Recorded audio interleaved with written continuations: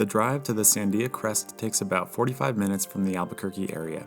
Make sure to look up the sunset time for that day and leave at least an hour beforehand.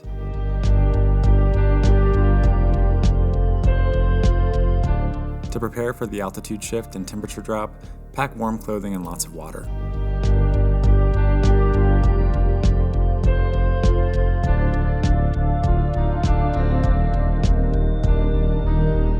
The crest has plenty of walkways and viewing points to watch the sunset over the entire city from over 10,600 feet.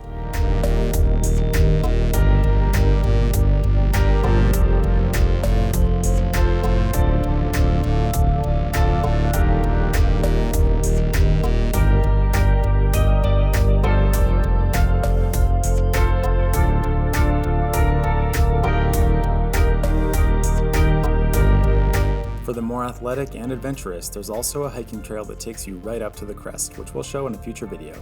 Don't forget to subscribe to Go Albuquerque for more videos about what to do in and around the Albuquerque area. Thanks for watching.